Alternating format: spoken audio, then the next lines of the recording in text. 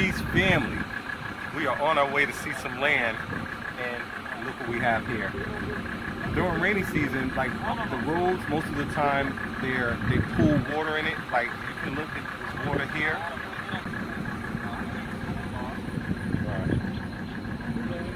So pretty much coming into this land, we have pockets of water. They're saying it will get worse as we go in. So a four-wheel drive during the rainy season is a must if you're going inland. It's an absolute must. So let's see if we can get out of this water. We're seeing a 400 by 400 piece of land.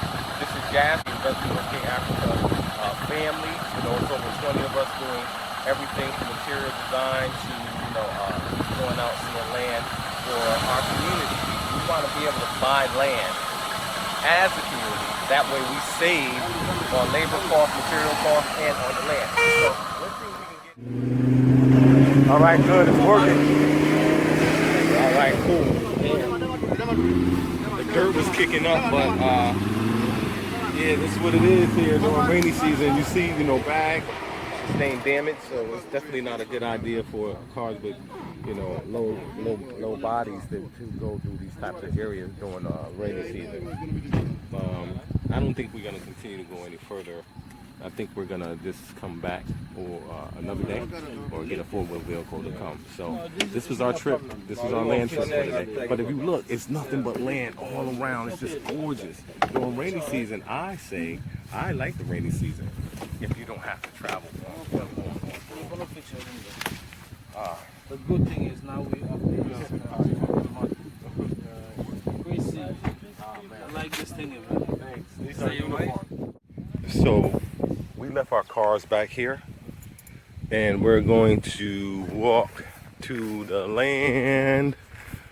There's another way to get here, but they said it's not too far of a walk. But here is the road, and we're coming up to another pool of water. See, when we buy land, we don't want to have to go through this to get to our community. We don't want to have to drive through this during the rainy season. We want communities that have proper drainage, proper roads. I was speaking with a sister yesterday. She said, we can take the tires and break them down. A few sisters said that. And I'm pretty sure a few brothers have the idea as well. There's plenty of tires, used tires. There's a whole used tire graveyard here. So here's the roads, and look at the greenery. I mean, it's a time of life in the Gambia when it's the rainy season. Everything comes to life. Everything is green. You have to experience it.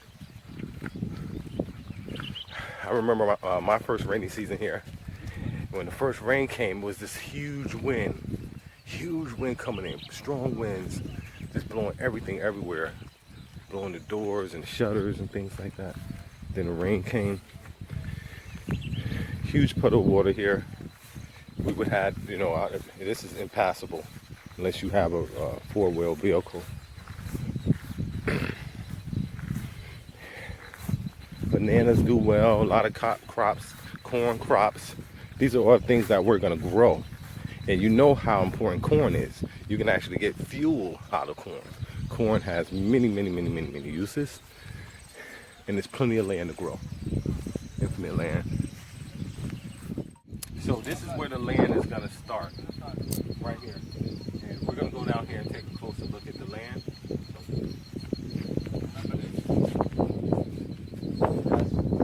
Remember this? Oh, that mound, right? Okay, I see.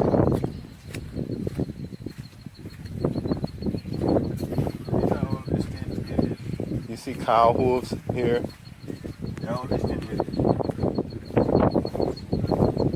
Okay. All right, cool. Yeah. There's some developments that's in the area, but this is the land here. Go all the way to the back, all the way over there. I don't have my measuring tape, but you see the idea. Now on this land, what we can do together as a community, we can have a complete community project. I haven't done real estate development, but I'm pretty sure there's many of you out there who have. We can get you to this point. You know, we're doing business amongst our people, our own kind. This is 500. But so it's 400 this way. Yeah, this way. So I was speaking with Brother Saeed, and we were talking about having a walking trail along the whole property, having a walking trail, having a park there, you know, greenhouse. I'm into renewables. We need a greenhouse. Have that sitting out there. You know, having an area that's doing industry, that's, you know, where we're producing products. We're taking our corn, we're taking the mangoes, we're taking the medicinal plants. They have neem, they have moringa plants. There's all types of products. And we can produce many products right from here, or a community like this. So when you come to our community, first of all, you're on a road, and then you're going into a community that have roads. Many of the developments here, you know, you have these big, beautiful houses, but the roads, you know, are filled with water during the rainy season. And, you know, when it's dry season, it's like, you know, you're going through a bumpy road. We don't want to digress. We want to progress. So that means do a collective development. So those of you who are real estate people, it's time to organize. You know, we're beginning to organize for the community. We have a healthcare steering committee, as well as an education steering committee. Brother Jonathan is spearheading that. So we're laying the foundation, but it takes people. It takes people to come together. We all have individual projects that we want to do. Nothing new, all right?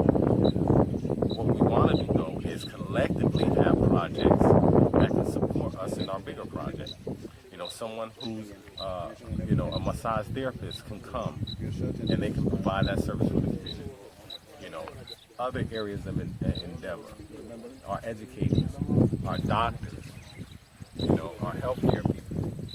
So just take a look. This land, we can get about 300 units, depending on how we lay it out. You know, we need city planners. You know, there's a lot going on here in West Africa. We need to solve the problems of government. You know, education, healthcare, transportation. I spoke with Saeed about security, national security. Our nation, we're going to build a small microcosm. You know, citizenship, that's important, but that shouldn't be at the top of our priorities. You know, that will happen in the natural progression. Our focus here should be, you know, looking at exports. Gambia is exporting 1.6 billion. They're importing 1.6 billion. They're exporting like 100 million. You know, so we can produce products that we can make available and affordable for, you know, brothers and sisters here in Gambia. Not only in Gambia, we're talking about West Africa, Central Africa, parts of Africa, East Africa, that we're moving out and we're building a community. So this is the land, and what's the specs on it? It's 500 by 400. I said 500 by 400. 400 by 400. 400 by 400. So right now we're just getting the idea of how much this will cost us, seeing how many 20 by 20s that we can get out of that this size land. I mean, in your estimation, what would you estimate? 400 by 250? Okay. Roughly 250. All right. Something That like one day we got about 180. 180. It's quite less. Okay. So we can get a couple hundred plots. You know, we would take that land and we would, you know, demarcate it and see how many plots we can get out of it. However, we would want to do that as a community project. We wouldn't have anyone coming outside of the community to build, because we want to be able to plan that community for sustainability. That means we'll invest into a state-of-the-art clubhouse. You know, we'll have a solar farm. We'll have agricultural projects. We can produce our own food, as well as important, you know, supporting facilities like a wellness center. educational facility that will be located inside the clubhouse business center. So this is the land we're going to finish speaking. This brother right here, we've been, I've known him for a while now here in the Gambia. He's actually have other commercial projects taking place. We're going to check that out. Me and G, we went and saw a property. I think it's about 3 or 4 story property. Posted it on the page, and of course, many people are looking to do the same thing. So we're going to link up, brother, and check that other property out. All right. So peace.